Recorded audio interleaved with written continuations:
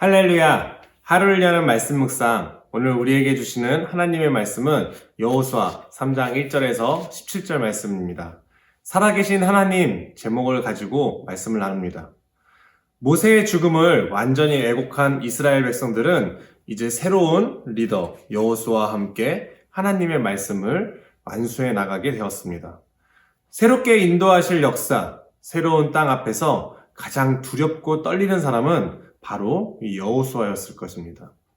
모세라는 위대한 이름, 그 위엄, 리더십을 짊어지고 이 수많은 백성들을 인도하여서 한 번도 가지 않은 그 길을 떠나야 했습니다. 그래서인지 하나님은 여호수아를 시작하며 1장에서만 강하고 담대하라는 명령을 3번이나 주십니다.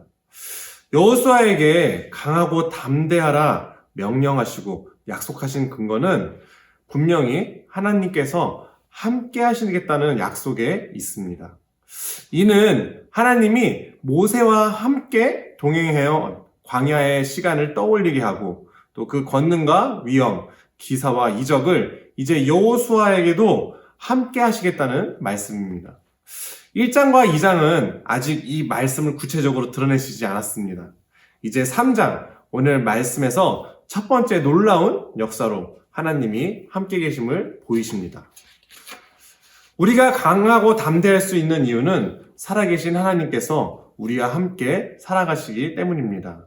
살아계신 하나님을 경험하고 고백하는 강하고 담대한 날을 되시기를 축복합니다. 3장과 4장, 요단강을 건너는 이야기에서 언약궤라는 단어가 10번이나 등장을 합니다. 요단강을 건너는 사건의 중심은 언약궤에 있습니다. 여호와의 언약궤, 하나님은 언약의 하나님이십니다. 이스라엘 백성들이 하나님의 백성일 수 있는 이유는 언약을 체결하셨기 때문입니다. 언약을 상징하는 것이 바로 언약궤입니다. 언약궤 안에는 십계명, 아론의 쌍난 지팡이, 그리고 만나를 담았던 항아리가 담겨 있습니다. 단순한 물질적 사고라면은 돌판, 나뭇가지, 그리고 곡물이 담긴 그릇에 불과하지만 이것은 하나님의 약속, 하나님의 권능, 하나님의 은혜입니다. 더하여 언약궤는 여호와 하나님의 임재를 나타내며 궤와 언약은 동일시 여겨지고 언약궤의 이 등장은 하나님, 여호와 하나님의 나타나심이며 언약궤가 곧 언약의 하나님과 동일시되어집니다. 여호수아와 백성들의 가나안 정복, 이 첫 번째 시작의 역사를 언약궤가 함께 한다는 것은 하나님이 함께 하신다는 것을 의미합니다. 언약궤를 하나님으로 바꾸어 읽어보면 이러한 의미가 더 깊이 전달되는 경험을 하게 되실 것입니다. 이 영상이 마치면 한번 언약궤를 하나님으로 그 의미를 바꾸어서 직접 바꾸어 읽어보면 좀 더 친밀하신 하나님을 경험하게 될 것입니다. 여호수아는 룻의 도움을 받아 무사히 복귀한 정탐꾼들에게 보고를 받습니다. 2차 정탐꾼들의 보고는 여호수아가 처음 12정탐꾼으로 갔을 때와는 달리 매우 확신에 차 있습니다. 이 소식을 들은 여호수아는 아침 일찍이 일어나 진영을 옮깁니다. 아침 일찍 일정을 시작했다는 대목이 마치 아브라함이 이삭을 바치러 출발할 때 그 아침을처럼 느껴집니다. 비장한 아침이죠. 유숙한 지 3일 후 관리들, 군대 지휘관들을 통하여 백성들에게 할 일을 알립니다.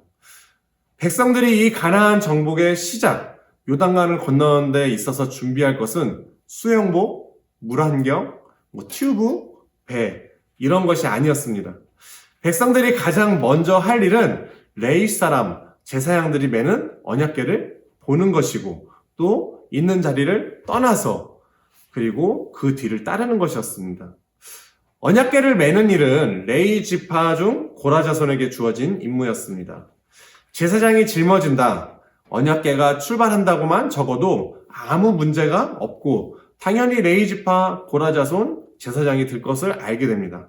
그런데 성경에서 굳이 레위, 사람, 제사장이라고 구별하여 표현하는 것은 이 요단을 건너는 사건을 아주 중요한 일로 여기고 있다는 것을 표현합니다. 하나님과 함께하는 새로운 역사의 시작이기 때문이죠.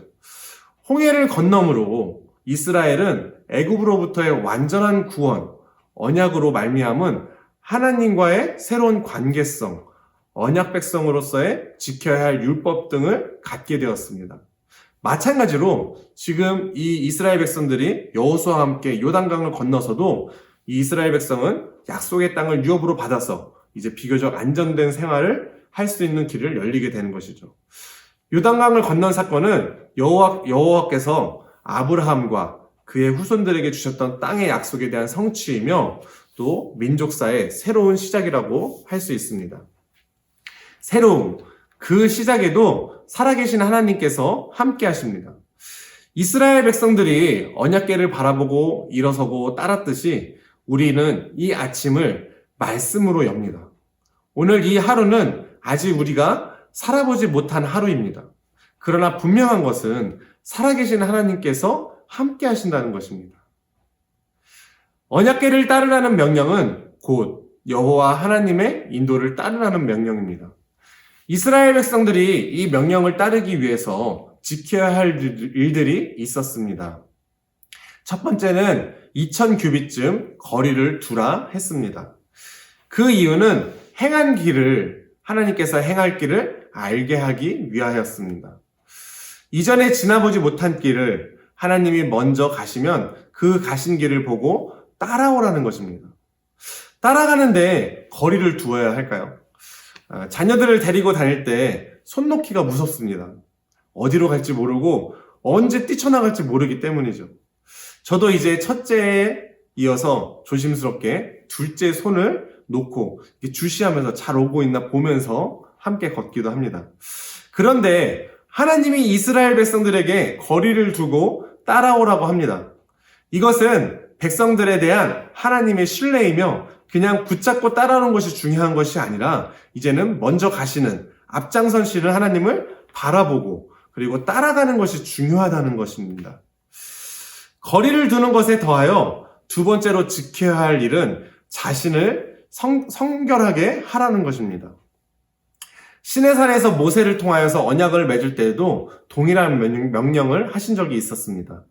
성결하게 하라는 말은 헌신하다, 또 거룩하게 하다, 거룩한, 성실한의 의미를 갖습니다. 그러나 가장 핵심적인 중요한 의미는 부정하거나 완전하신 하나님과의 관계를 오염시키는 것으로부터 분리하다라는 것입니다. 분리하다. 요단강을 건너는 것이 제가 아님에도 제의적인 준비를 해야 했습니다. 요단을 건넌다는 것은 단순한 도하, 강을 건너는 일이 아니라 하나님이 함께 하시는 일이기 때문입니다. 거리를 둔다는 것, 몸을 성결하게 한다는 것은 이 사건은 단순한 사건이 아니라 거룩한 하나님의 사건이다. 거룩한 일을 더럽히지 말라입니다. 하루를 시작할 때 머리를 감고 또 세수를 하시죠. 남에게 잘 보이기 위해 나의 체면을 위해 우리는 꼭 씻고 시작을 합니다. 오늘은 살아계신 하나님이 함께 하시는 하루입니다. 어떻게 준비하시겠습니까?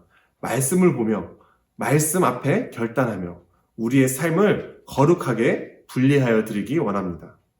하나님은 가나안 정복에서 첫 번째 사건의 목적을 친히 말씀하십니다.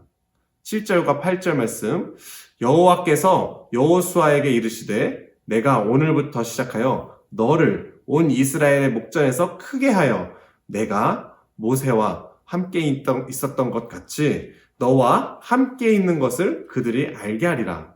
너는 언약궤를 맨 제사장들에게 명령하여 이르기를 너희가 요단 물가에 이르거든 요단에 들어서라 하라. 하나님은 이 모든 사건을 이끌어갈 여호수아에게 힘주시고 있습니다. 오늘부터 시작될 것이다. 너를 크게 할 것이다. 또 모세처럼 함께 할 것이다. 너는 가서 명령하라. 여호수아는 말씀을 따라 명령하였고 이스라엘 백성에게 분명하게 하나님을 선포합니다.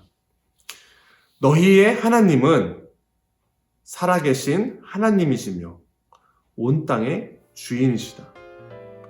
온 땅, 온 세상의 주인이신 하나님이 이스라엘 백성들에게 제방을 범람할 듯 불어있는 이 물을 끊으시고 길을 여셨습니다. 이 하루는 분명 우리가 감당하기에 너무나 버거운 범람하는 요단강과 같은 하루입니다. 그러나 이 하루는 분명히 하나님이 여시고 또 친히 하나님이 먼저 발을 들이시고 하나님이 기이한 일들을 펼치실 것입니다. 우리는 보고 따르며 지켜 행할 뿐입니다. 이 한날 살아계신 하나님, 온 땅의 주인 되신 하나님과 함께 하시기를 축복합니다. 아멘.